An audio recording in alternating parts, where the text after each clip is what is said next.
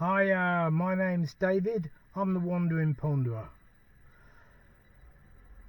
Today, in this video, I'm up near Coggeshall Church. It's the Church of St. Peter. And I'm not far from the Woolpack, which is that way. But I'm here to find out about a curious tale. That's the grave of a gypsy princess, and she's buried here in Coggeshall because she died in Coggeshall.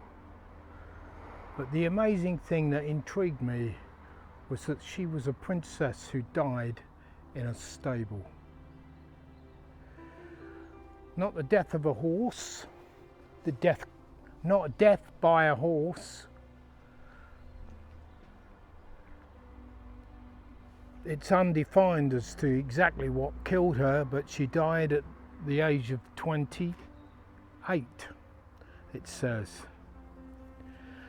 This is Costello Chilcot, daughter of John and Ruth Chilcot, and she died in this parish on September the 29th, 1842, aged 28 years. It's down there. You can't actually see down here properly what was written. I will read it out to you. As you look at the gravestone, it says, Costello Chilcot truly was my name. I never brought my friends to grief or shame, yet I have left them to lament. But why lament for death? 'Tis gain in Christ to die. Her story begins up near Cuthedge Lane, as it was then known as Cuthedge Road. Back in the 1800s,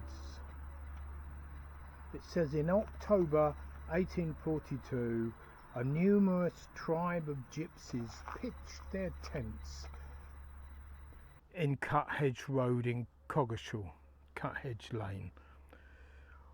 One report claimed that various depredations, plundering and raiding had been committed in the area, and suspicion was raised because the gypsies were in the area, and it just seemed to them to coincide, but no proof. The police were called out, and they went up to where the gypsies were camping at Cuthedge Lane, and obviously searched, and they were intrigued to find in these tents, because they were living in tents, it wasn't gypsy caravans as such, with tents. In these tents, well, in particularly in one of them, it was laid out in quite refined decor, carpeted floors, which raised their suspicions even more. But the property bore no resemblance to what was allegedly plundered in the area. So the gypsies were taken from that site. All their possessions were loaded up on wagons, like they were taken to the White Hart with all their possessions, and in the White Hart they stayed in the stables. Among the group was a young woman, aged 28, called Costello Chilcott, and she had been ill for at least 2 years, and her health was getting worse. And the obvious shock of being arrested and the police raid and everything else on their camp had actually caused her health to get even worse. And she was offered medical help, but the party of gypsies declined it. And they look after their own. That's what they said. And that they were aware of her health, and that there was, according to them, there was nothing that could be done. So the next day she actually died in the stable, in a stable at the White Hart Hotel in Coggeshall. But it turned out that this lady wasn't just a random lady. She was one of the Chilcott family. And there was a lady called Ruth Chilcott, who was queen of a gypsy tribe. And this lady was her daughter. Ruth Chilcott, whose daughter was Costello, the princess who died in the stables.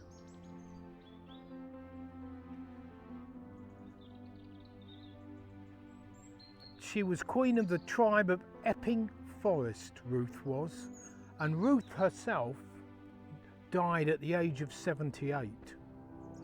Now, dying young in this family doesn't seem to be a rare thing, because Costello's brother, John, who was a horse dealer, he died in Woodbridge in Suffolk in 1851 at the age of 25. And Costello had a sister, Ruth, named after the mother, and she also died in her mid-20s. So the Queen's siblings, her children, seemed to die at a young age. But maybe in those days there were lots of reasons why these people would have died, but it's strange that the Queen herself died at the age of 78 in 1866. But the thing about this particular grave here in Coggeshall is its position near the entrance of the church. A controversial position for a gypsy, because some people have wondered why a gypsy would even be considered for Christian burial. Well, it turned out that the family were a baptized family, and the mention on her gravestone seemed to reflect that she had some form of respect for Christian beliefs. So, as a baptized member of the Church of England, she had the right to be buried in a churchyard, and quite rightly so. But people were questioning the position, and how that, suggesting that it must have cost a lot of money to allow her to be buried there? We don't know. But this was a gypsy royal. A royal gypsy whose family were obviously respected. Do you know how much respected the family were? The funeral, Coggeshall was invaded by between 4,500 and 5,000 gypsies to attend this funeral, who did not cause any trouble whatsoever. They came and paid their respects. Costello was buried with some possessions, some money, some valuable things apparently, and as far as we know, they're still in the grave. Members of the family for many years, I think, some put a watch on the grave to make sure that nobody came back and plundered that grave and disrespected. An amazing show of respect that these people were watching.